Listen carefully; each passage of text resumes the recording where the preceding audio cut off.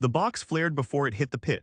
My son's gasp sliced through the warm July air, his fingers hovered like he could snatch it back. I didn't lunge, I didn't shout, I watched. My parents snickered. Allison's kids hooted as if the scene was a sideshow. Allison leaned back satisfied. Maybe this will teach him not to be spoiled, she said. I smiled slowly and conversation stuttered to silence. Noah's face went pale in a way that doesn't come back fast. He kept reaching toward the fire with those small hesitant hands like he could still pull it out. His lips trembled and he whispered, "Dad," as if that one word could roll back the heat. My chest tightened not with anger at that exact second but with a kind of tiredness that had been building for years. I remember thinking maybe I should grab him, wrap him up, take him away from all of them. Instead I stayed, rooted, letting the whole room see exactly what they'd done. My mother tried to laugh the sound back into something normal, but it cracked off the edges. My father folded his hands like it was a hymn they were following. They'd been trained into politeness for so long that cruelty slid under it like a rat in the pantry. Allison's kids kept laughing until one of them saw my face and the noise died, awkward and sharp like someone snatching a curtain away from a mirror. You could see them realize they weren't at a party anymore, they were witnesses. Allison stood and crossed her arms like she always did when a conversation needed closing. "It's not the end of the world," she said, voice syrupy. "He'll have another one eventually." Her kids chimed in with more jeers, proud of being the family entertainers. I let my smile stay small and slow because I had learned long ago that silence can be worse than fury when you want someone to feel the shape of what they've done. I told them where the money came from. I said it without drama because the truth has a way of cutting through cheap moralizing. I worked nights. I took jobs nobody else wanted. I didn't go out sometimes so I could give him this. It mattered to him. The words landed light and heavy at once. Allison's smirk fluttered like a paper bird trying to fly and failing. She tried to parry with, "You always make everything a show," but it had no power now. What happened after wasn't a shout or a confrontation. I left their backyard that night, carrying Noah close until he stopped shaking. When we got home, he crawled into my lap and buried his face into my shirt like a little animal that needed the world to stop spinning. "I'm sorry, Dad," he kept saying, as if his apology could fix what adults couldn't keep hands off. I told him he didn't need to be sorry. He had done nothing wrong but be proud of something he made. That was on the people who decided to turn a present into a spectacle. I spent the next morning making lists cold and precise. I cut the small things that had made them expect me to always be there. The babysitting, the rides, the last-minute help with this or that. I changed passwords, shifted automatic payments, and started answering calls in a way that made them uncomfortable.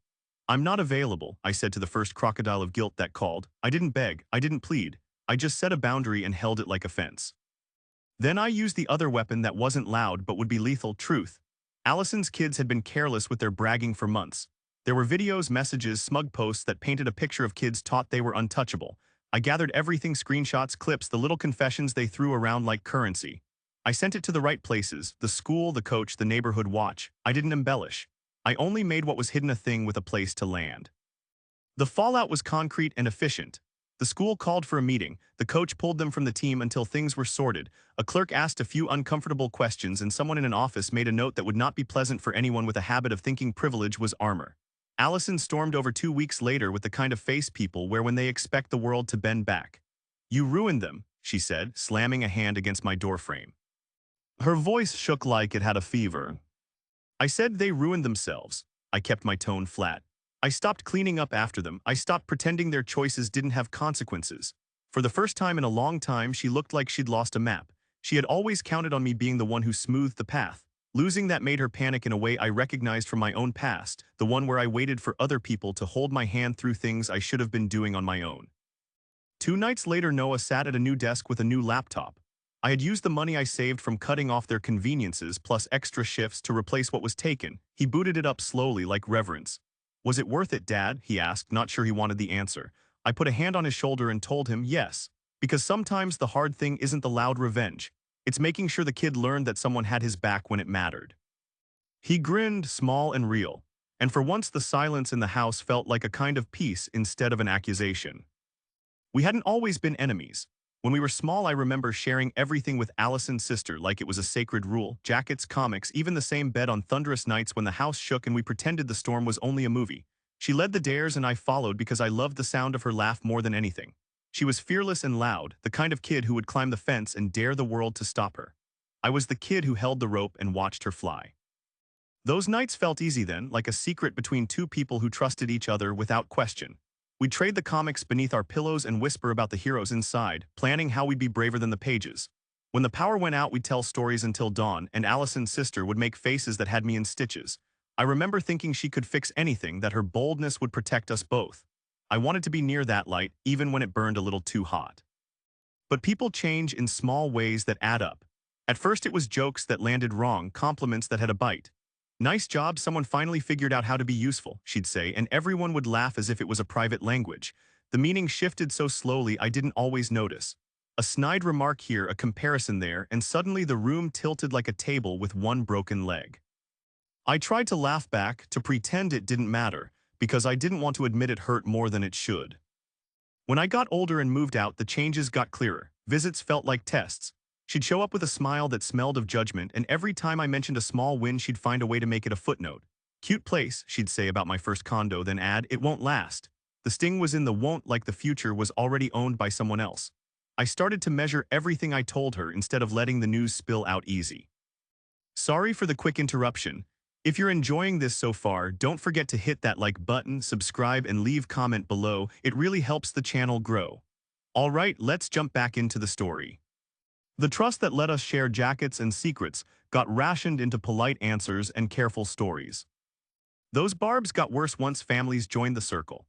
When my son was born, I expected the usual fuss and then some warmth. Instead, I watched Allison's sister pull away until she seemed to have chosen her children over us. She praised her kids aloud and dismissed mine with a sneer that landed like a thrown pebble.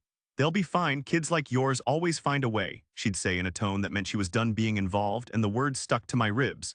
It wasn't just what she said. It was how those words made the rest of the family sit back and nod.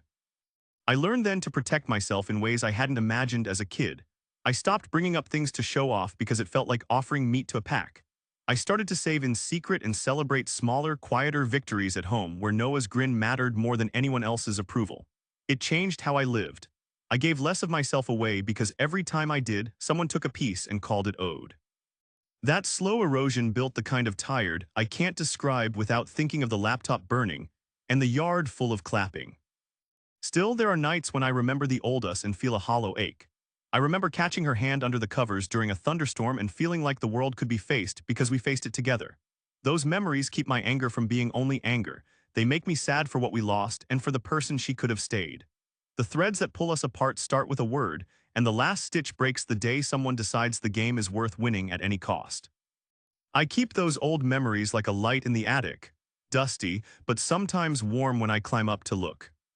I am a man, a storyteller, and I say this plain. Whenever I reached for something good, Allison's sister would find a way to soften it into a warning or a jab. At my wedding, she smiled like she always did, hair perfect, voice soft, then leaned close to my husband, and murmured, "She's fragile, you know, take it slow." I heard it later, after the cake and the dancing, like a dull echo that crawled into the room and made everyone careful around me for reasons I never asked for. My husband looked at me with a strange tenderness after that, and I felt the gift of a lifetime shrink into a thing handled with gloves. When I bought my first condo outside Seattle, I told Allison's sister over the phone and heard the small clap of her approval, then the rest of it fall away. "Cute," she said. "A starter place, right?" She didn't say it like a question so much as a verdict, like the future was canceled before it began. I invited her over once. She walked through like a guest at an exhibit and left with a polite smile and a quiet prediction that made me second-guess the cushions on my couch. People around us learned to echo her tone, to treat my milestones like stepping stones she could scoff at. Then Noah arrived, and I expected the kind of soft fury a child brings to a family, joy and fuss and a little chaos. Instead of fuss, Allison's sister gave me thin praise and thick critique. She bought gifts piled in bows for her own kids while handing my son an afterthought toy when she stopped by. "You're spoiling him," she'd say to me, not quietly, but loud enough for the room to turn and watch. It always sounded like a law being declared instead of a family opinion. Her kids got the big boxes, mine got the leftovers. The message landed as if I'd done something wrong by loving my child the way I could. The pressure didn't come only from what she said. It was the way people angled toward her words, the way a cousin would laugh and add, "Yeah, maybe you should be stricter," even when they had no right. I felt like all my good choices needed a lawyer. My parenting became an ongoing trial where the verdict was written before the evidence. I stopped telling people about small joys because every happy sentence seemed to invite a correction. "You're indulging him," they'd say, and it felt like a coin dropped into a slot that paid for permission to judge forever. I tried for a while to make jokes about it, to deflect with humor the sting of someone always reframing my life. Fragile me? I could bench press a sofa, I'd say, and we'd laugh because it was easier than saying how tired it made me. Inside, though, every caveat was a tiny chip taken from the wall of who I believed I was. Each time she called my effort cute or temporary, I felt the memory of our childhood sharing jackets, telling stories shrink into a framed photo on a shelf. It became harder to trust that family support would actually hold me up. When I pushed back even a little, it landed wrong. "Why can't you take a joke?" Allison's sister would ask like I was the one who made the weather. Once after she dismissed my condo, I said, "I worked hard for this place." She shrugged like my work was background noise. "Everyone thinks they're hustling," she muttered, then left like I'd said nothing at all. Those small, public undermines compounded into something I couldn't sweep away with a single knock on wood. Eventually, I stopped giving her the openings she wanted. I kept my wins private, showed up less for the expected commentary, and allowed my actions to speak where words had failed. When she called Noah entitled after I'd paid for his laptop, it wasn't just about money. It was about a long habit of her making my life a stage where she got to toss in a line and watch the crowd react. I decided I didn't want to feed that appetite anymore. The decision to step back wasn't dramatic. It was slow and sure, like closing a door that had been left open too long. I closed it for my son, for my peace, and for whatever was left of the man I wanted to be. That laptop was a necessity. Noah's son doesn't just play games, he sketches, models, renders things on a screen until the images feel like the next step in his life. His old laptop stuttered and died on big projects. It would freeze, lose files, and leave him staring at a blank cursor like a promise broken. I saw the way he pushed through, staying up late, waiting for the machine to cough back to life. I knew I couldn't watch him get stopped by something I could fix.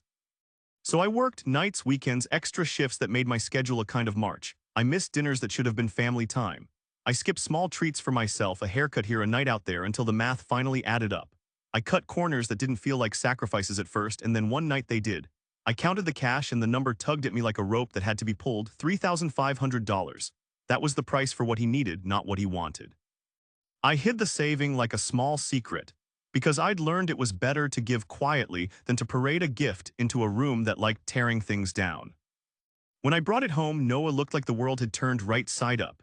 His breath caught and he wrapped his arms around me so tight I thought he'd snap a rib. "I'll make you proud," he whispered like a vow. That sound is forever lodged in my head. I watched him set it up with the care of someone opening a lab, not a toy. He named folders, backed up old files, updated software, and then he started to build things that had been waiting in his head. It was small victories at first, a cleaner render, a model that didn't collapse. Then came the kind of work that made his face light up, the kind that told me I hadn't wasted a week of shifts or a month of skipped dinners.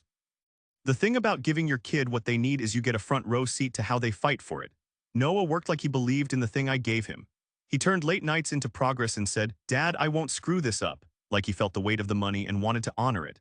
I wanted him to learn responsibility, not fear, so I coached him on backups, on saving versions, on not leaving it on the backseat of a car. We made plans together to keep it safe, the way you would guard a fragile bird that learned to fly. Then came the backyard that smelled like summer and beer and the kind of family noise that had always made me uneasy. Allison's sister brought her kids and they ran around like horns announcing their presence. The air turned into a stage.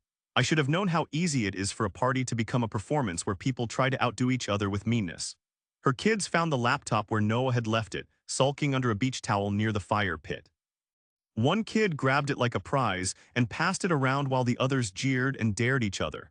They were teenagers drunk on the idea that destruction is applause. I didn't shout, I watched as the towel came off and the laptop shivered under a hand that didn't know it wasn't a toy. "Come on, toss it in, it's just a stupid computer," one of them sneered. My father laughed from his chair, the sound small and old. Allison curled her lips into that familiar smirk and said, "Maybe this will teach him not to be spoiled." The words landed like a slap. Noah reached for it, fingers hovering over the edge of the pit like a man who could pull back the moon. He said please, soft and raw, like a prayer. Then they heaved it. They threw the laptop into the flame as if it were a paper thing that deserved to disappear. It hit the coals and flared, plastic and metal catching the light and going black at the edges. Noah screamed, a sound that ripped through the backyard and left people uncomfortable enough to stop cheering. His small body fought like something trying to reclaim air. I felt the world slow and condensed to the size of that burning thing and the list of sacrifices I'd made for it. I didn't grab anybody. I didn't try to be heroic in front of the crowd. I let the silence do the work of a mirror. The way they watched told me everything I needed to know about where we stood. I let silence do the work that night because noise would have been exactly what they wanted, another scene, another reason to turn me into the spectacle. I folded my hands and spoke slowly, letting each sentence sit like a stone until the ripples hit everyone. Do you know what this cost me? I asked, and I named it plainly. Overtime shifts, missed dinners, nights I crawled into bed at dawn so I could save a little more. I wanted them to hear the ledger in my voice, not the scream they expected. When I said the numbers out loud, it was small and terrible. I told them how I skipped a new coat last winter, how I put off a dentist visit, how I ate late shift coffee instead of restaurant dinners so that $3,500 could exist in a bank account with my name on it. I watched the others check their phones or look away like my math was boring, until I said Noah's name and then the air stopped pretending. My son was standing with ash on his sneakers and tears in his eyes, and the sound he made when he tried to speak was enough to make anyone catch themselves. I called out the kids who had thrown it in like it was a game. Did you enjoy that? Was that fun? I asked them directly, looking at the boy who'd hurled it. They tried to laugh it off at first, but their faces shifted when I asked whether they'd ever earned something and been proud of it, or if they only knew the rush of destroying what someone else had built. That question looked like an accusation in a mirror, and they didn't like the reflection. One of them fumbled for a joke, and it fell flat. Allison's sister sneered because that's what she does when she's trying to make the room forget the consequences she helps set in motion. He'll be fine, she said, tone light and practiced. It's just a laptop. Kids break things. Her voice had that soft cruelty that used to be a joke between us, now weaponized into a dismissal. I matched my smile to the one I'd worn when the laptop hit the coals. The slow smile that lets you know nothing will be settled tonight by thunder or noise. You'll be fine, I said out loud, matching her words but changing the meaning. He will survive, he will go on, but some things have consequences. I wanted them to understand that my life wasn't an endless buffet of favors. I wanted my parents and her kids to realize I was not a liability they could spend down until I had nothing left. I said it without threat or flourish, just the plain fact of it, like a bill left on a mantle that won't be ignored. I talked about repair in the literal and the moral sense. You can replace a machine, I told them. You can buy a new screen or reinstall a hard drive, you can even replace the parts. But you can't buy back the time someone put into something, the lessons learned, the pride built. I watched Allison's jaw tighten when I said that, which told me she knew the difference even if she chose not to care. Her kids looked smaller in that moment, like the noise had been peeled away and they'd been exposed to daylight. After that night, I did the practical things no one wants to do when emotions are raw. I called the bank and frozen the account I'd been using to help with family expenses. I stopped answering the last-minute babysitting texts that had become a family expectation. I did it in steps that made a fence between us, not a wall built in heat. It felt surgical and calm, the opposite of the fireworks they wanted. I didn't seek revenge, I sought boundaries. I gathered what proof I had of the kids' carelessness, videos, messages, careless posts, and I put them where they belonged, in the hands of people who had power to hold them accountable. I didn't shout their sins into the yard. I handed them to the school, to the coach, to whoever would take notes and act. The echoes of that quiet work followed through in ways my words that night could not have. The point wasn't to destroy a family. The point was to make the family stop pretending destruction came without cost. I moved with deliberate cold the morning after because I wanted the act to be felt, not screamed. I woke early, made coffee, and sat with numbers like they were a map. The cushion I'd kept for my parents, savings hidden in an account they assumed I would never touch, wasn't theirs to spend anymore. It had been mine to protect them with when real emergencies happened. I logged in and moved the money out. It felt like taking down a roof I had always held up for them, and watching it come down made me steadier, not lighter. My parents had always expected me to fill the gaps. They saw me as the kid who would patch holes and make things easier, the one who could be counted on. I had been that person for years, stepping in when bills ballooned or when someone forgot rent. I removed that safety net with the same quiet hands I used to tuck Noah in at night. The point wasn't cruelty, it was setting a limit that had to exist because their dependence had been eating me. Taking the cushion away was a hard lesson delivered in silence. Then I cut the small favors Allison's sister had come to see as a right and not a kindness. I stopped answering the pleas for last-minute babysitting and the emergency rides at midnight. I turned off the automatic payments I had set to help with her kids' classes and subscriptions. It wasn't dramatic. I didn't throw her out of my life like a tantrum. I recalibrated my life to protect the few things I had left for my own small family. The rhythm of my days changed. I had less to give, and I learned to spend that less on Noah and his future. I wrote the message several times before I sent it. The words had to be clear because hedging wouldn't work anymore. I opened the family group chats where the tone had become easy and entitled, and I typed, "I will not be available to bail you out. Do not call me for money, babysitting, or excuses." I hit send and let it sit like a door left unlocked that I had just closed. The silence on the other side of the screen was immediate and heavy, as if people needed time to notice how the air had changed. The messages came back in waves, anger, disbelief, pleading, but I didn't get drawn into a debate. I read them, nodded to myself in the empty kitchen, and chose not to respond in a way that would reopen the wound. It felt strange to let my phone ring and not answer when it was a voice I loved. It felt stranger still to watch my mother call and not pick up because I wanted the lesson to land without saving her from it. That small neglect felt larger than the bank transfer. It changed the map of what I was willing to carry.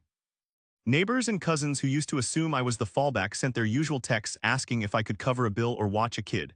I ignored most of them. Where it was necessary, I replied with a sentence that put a border around my time. I'm not available for that. If it's an emergency, call someone else. My inbox became the place where people's expectations collided with my boundaries, and boundaries, when properly set, make people uncomfortable before they make things fair. I didn't celebrate the discomfort I caused. I acknowledged it like a doctor might coldly note a fever. But I also felt something I hadn't felt in years: space. Space to breathe, to plan, to spend my small money on things that mattered to my son and me. It didn't erase the memory of that fire pit or Noah's hands over the coals, but it kept me from walking back into a kitchen that would let the stove stay on. After I cut off the conveniences, I took the next practical step. I compiled what Allison's kids had posted online, the clips, the confessions, the little brags, and I sent them to people who could act. I handed evidence to the school, to the coach, and to the neighborhood group that managed accountability. I didn't add color commentary. I didn't embellish. I made a tidy package of what they had already shown the world and let institutions do the measuring and acting that families often won't. The fallout was inevitable. There were meetings and awkward texts. There were calls from angry relatives who said I was cold, who accused me of overreacting. I let them say what they wanted while I focused on Noah's homework nearby and the small tasks that had once been swallowed by the expectation of me being endlessly available. When someone called me ungrateful or selfish, I reminded myself of the pile of unpaid favors and quiet resentments that had finally stacked too high. In the evenings now, when Noah and I sit with dinner bowls and the TV murmurs in the background, I feel the room tighten around the two of us like a shield. My actions weren't revenge, they were an attempt to teach that consequences matter. I had chosen to protect what I could control: my time, my money, my son's future. The quiet measures I took that morning were the scaffolding for a different life, smaller in some ways but steadier where it counted. I turned my attention to the things that had been hiding in plain sight because doing nothing felt like agreeing with it. I sat at my kitchen table with my laptop open and started pulling everything together: screenshots of posts, short videos, messages where they bragged about shoplifting, cheating on tests, and taunting other kids. I had kept notes already, little bookmarks, and a few clips I'd saved because I'd been watching their behavior like a slow leak. It took an afternoon to make it tidy and impossible to dismiss. I didn't embellish anything. I didn't need to. Their own posts did the work for me, where they mentioned slipping things into bags, a video where one of them filmed stealing an item and laughed about it, text chains planning how to cheat on a test. It felt strange to be the one organizing the evidence, like cleaning up a room where people had been comfortable trashing the place. But I had a responsibility to my son, and to anyone else who could be hurt by kids taught that being untouchable was a personality trait. I sent the files to the school first because that was the place that could act quickly. I wrote a short note explaining what I had, who was involved, and asked for a meeting. Then I looked up the right local line for reporting theft and harassment, and where something crossed a line into potential criminal behavior, I sent copies there too. I didn't go loud or dramatic.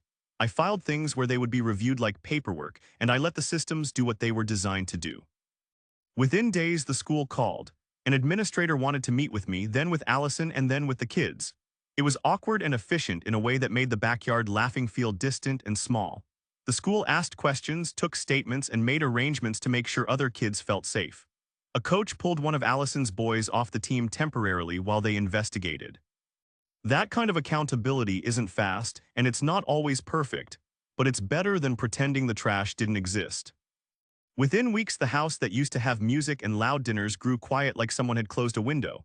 People stopped posting bragging videos. The social feed went from taunts to silence.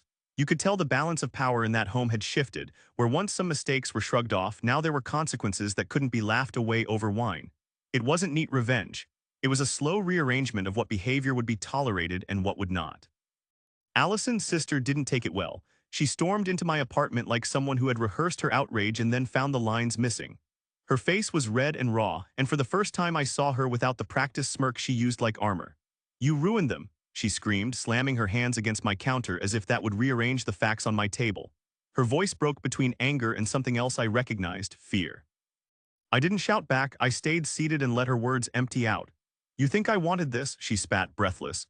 You think I wanted my kids shamed? I looked at her and said slowly, I didn't shame them. I stopped covering for them. They took videos. They posted it. You raised kids who thought they could do anything and people would clean up the mess. She went quiet like a room that had been interrupted mid-song.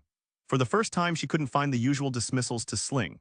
Her hands trembled as she pushed her hair behind her ear, and I could see the old map of our childhood under the lines of her face, the place where daring and mischief had once felt good. You can't just, she began, and then her voice failed because whatever comeback she had depended on me still being the person who would step in after. I told her how many times I'd picked up the tab, how many pounds of worry had been on my shoulders while she chose to let things slide or laugh them off. You taught them they could get away with things, I said, not to crush her but to name the path that led us here. I stopped being your safety net because that safety net was full of holes. I did it for my son. I did it for what comes after this. She accused me of being cold and vengeful, of trying to ruin her life. I let her talk because sometimes people need to empty their words before they can hear anything else. When she ran out of breath, she sat down and stared at the floor, which meant the conversation had changed from performance to something smaller and scarier: accountability. I don't pretend I liked doing what I did. It felt like a surgeon's work, necessary, precise, and lonely. But watching Allison sit there and watch her safe stories unravel made me think of my son sleeping under a blanket I could see the frayed edges of, and I knew I'd done the right thing. The quiet that followed wasn't victory so much as the space for something harder to grow. Real consequences, which sometimes mean losing what you'd hoped family would always be. That evening, Noah sat at his desk with the replacement machine, the kind of laptop that actually breathed through big projects instead of gasping. He booted it up slowly, fingers tracing the keys like someone laying a new foundation brick by brick. I watched him arrange icons, save files, and set up folders the way a man organizes tools before a job. The air in the living room felt different than the backyard had, softer, safer, less like a stage where people waited to see you fall. He looked up at me with that hopeful tilt of the head kids have when they want to make sure the grown-up still believes in them. Was it worth it, Dad? He asked, voice small but steady. The question wasn't just about the money. It was about the choices we'd made, the lines I'd drawn, the mornings I'd been colder than usual. He wanted to know if watching people lose what they'd come to rely on had been the right thing. I placed my hand over his, feeling the warmth of his palm through the thin skin on his wrist. My fingers were calloused from work and worry, the kind of marks a man earns keeping a roof over his head and trying to build a life that isn't brittle. Yes, I said, low and steady. Sometimes justice doesn't need to roar, sometimes it closes a door and that is enough. The words landed like a hinge shutting. He breathed out a little laugh, the one that sounds like relief. Noah showed me the first project he opened, a model he'd been stuck on for weeks because the old computer couldn't handle the render. Watching the screen redraw and lines settle into place like a map felt like watching a stalled engine finally find a turn. He talked through what he'd do next, about backups and naming conventions, about getting files onto cloud storage so nothing would be lost again. He had learned from the loss and he wanted to armor up against the same mistake. We didn't spend that night triumphal. There was no banner or toast. We ate straight from the pan because the small rituals mattered less than the quiet between us. I told him stories about how I saved the money, the nights I worked overtime, and the things I gave up so we could buy something that lasted. He listened with the seriousness kids borrow when they're learning to be men. You did a lot for me, he said. I told him it wasn't a gift to pay him back, but a way to teach him what dedication looks like. The smile I wore then was the same composed expression I'd kept while embers devoured the old laptop, the one that makes a room stop pretending. I didn't need to show teeth or shout. The smile was slow and final in a way that told people nothing more would be given that night. It closed the chapter in my chest where family had been an open tab. Whatever else happened after, the line had been drawn and the consequences set in motion. There were evenings after that where my phone stayed quiet and then filled with thin apologies or sharp texts that tried to twist my actions into cruelty. People who had called me steady now called me cold. I let them talk. Words are easy and I'm tired of arranging my life around other people's words. Actions last longer. The replacement computer on Noah's desk was proof that I could move through hard choices without forgetting why I made them in the first place. Noah stayed up late that week, the glow from the screen painting his face with the kind of focus I remembered from my own younger days. He showed me a design and then a correction and then a small victory, a render that finally behaved. He kept saying, "Thanks, Dad," like a mantra, and I kept saying, "You're welcome," because it felt right and true. The thing we'd lost had been replaced and improved in a way that made both of us breathe easier. When the past crept back in through messages or through the occasional family dinner invitation that came with strings, I found myself tasting that evening's quiet like medicine. The choice I made didn't end the family, nor did it erase the childhood we shared. It did, however, change who I was willing to be for them. I learned that sometimes protection looks like a closed door and sometimes love looks like the steady hand that puts a new laptop on a desk so a kid can build something real. Thanks for watching. Make sure to subscribe and turn on notifications so you don't miss the next video. And drop a comment below. I'd love to hear your thoughts.